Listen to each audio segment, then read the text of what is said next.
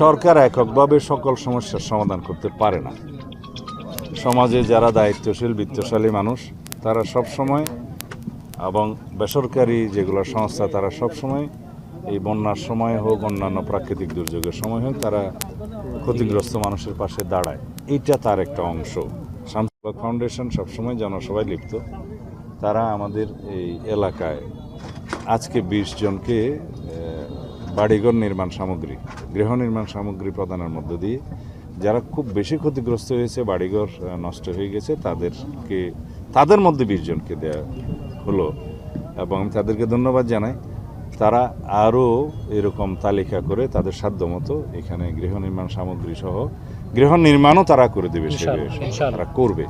আর অন্যান্য খাদ্য সামগ্রী কৃষি উপকরণ এবং অন্যান্যভাবে যারা ক্ষতিগ্রস্ত হয়েছে সেগুলো আমরা জরিপ করে সরকারিভাবে আমরা সহযোগিতা করার চেষ্টা করছি। সমন্বিতভাবে এই দুর্যোগ কবলিত এলাকার সমন্বয়ের জন্য একজন মন্ত্রী পরিষদের সদস্যকেও নিয়োজিত করা হয়েছে। তার সমন্বয়ে প্রশাসনের কর্মকর্তারা দিনরাত পরিশ্রম করে সেই সমন্বিতভাবে ত্রাণ বিতরণ এবং বিভিন্নভাবে সাহায্য সহযোগিতাটা করার উদ্যোগ গ্রহণ করেছে। ইতিমধ্যে প্রায় আমরা সমাপ্ত করেছি।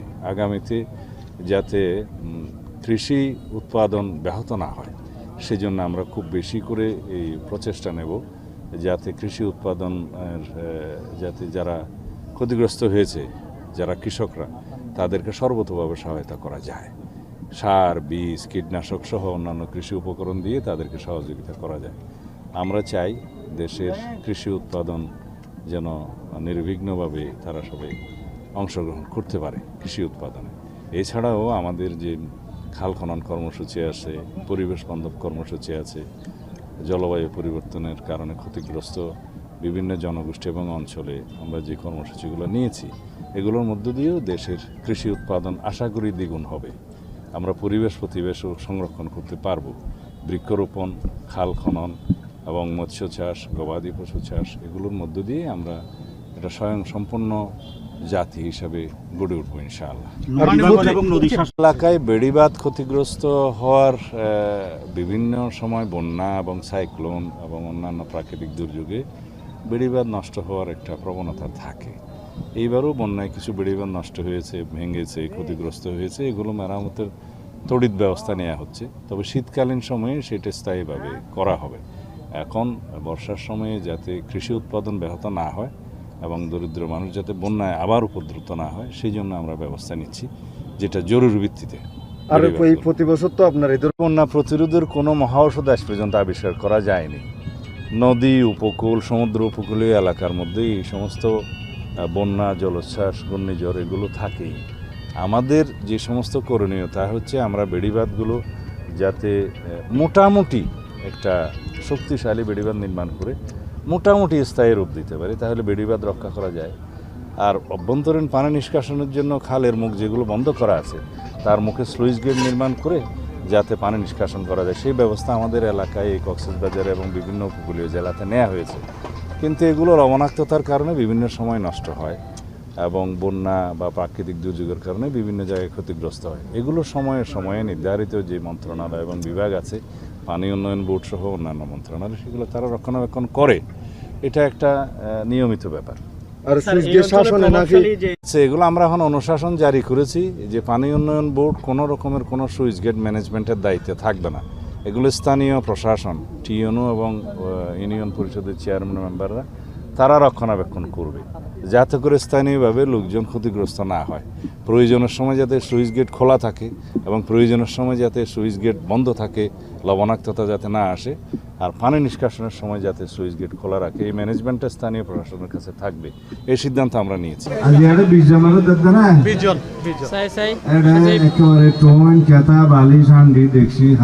জিনিসপত্র আছে যারা বেশি ক্ষতিগ্রস্ত হয়ে এটারে দিবেলা এসে দেরি বেশি দোয়া করি।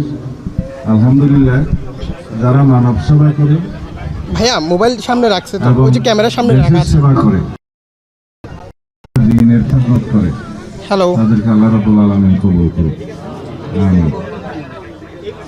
হ্যাঁ, যারা আজকে এই নির্মাণ সামগ্রী, ঘরের সামগ্রী পাচ্ছে তাদেরকে নির্মাণের খরচও এই ফাউন্ডেশন বহন করবে।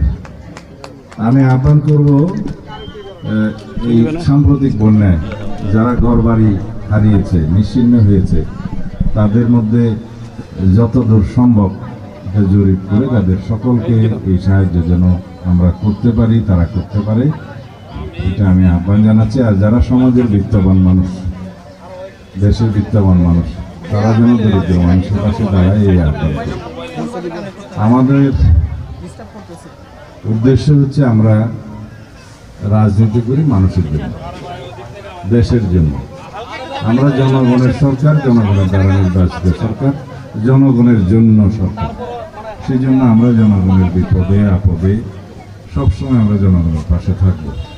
এটা আমাদের আদর্শ, এটা আমাদের উদ্দেশ্য, এটা আমাদের অঙ্গীকার।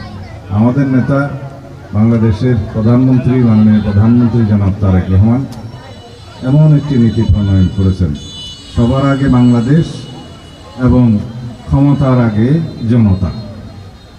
আমাদের জন্য ক্ষমতা নয়, আমরা দায়িত্বপ্রাপ্ত, আমরা জনগণের জন্য। সবসময় বন্যা বা অন্য যে কোনো প্রাকৃতিক দুর্যোগের সময় আমরা আপনাদের পাশে থাকবো ইনশাআল্লাহ। আমরা যারা শুধু ঘরবাড়ি ক্ষতিগ্রস্ত হয়েছে তাদের জন্য নয়, সকল ক্ষেত্রে যারা কৃষক, যাদের ফলন নষ্ট হয়েছে, এখন অবশ্য ফলন আমাদের এদিকে শুরু হয় নাই, বীজতলা নষ্ট হয়েছে বা চারা নষ্ট হয়েছে, তাদেরকে সেভাবে সহযোগিতা করার জন্য আমরা পরিকল্পনা নিয়েছি। কৃষি উপকরণ, সার, বীজ, কীটনাশক সহ সকল কিছু দেয়া হবে। যারা গবাদি পশু এবং মৎস্য চাষের লিপ্ত ছিলেন, যারা বন্যায় ক্ষতিগ্রস্ত হয়েছেন, তাদেরও আমরা জরিপ করে পরিসংখ্যান নিচ্ছি, তাদেরকেও সাহায্য সহযোগিতা করা হবে।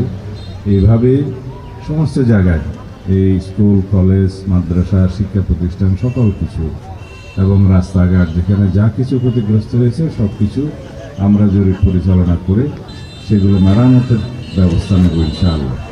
আমাদের অঙ্গীকার, আমরা সকল সময় দরিদ্র মানুষের পাশে থাকবো, এদেশের মানুষের পাশে থাকবো এবং এদেশের মানুষের ন্যায় বিচার নিশ্চিত করবো ইনশাআল্লাহ।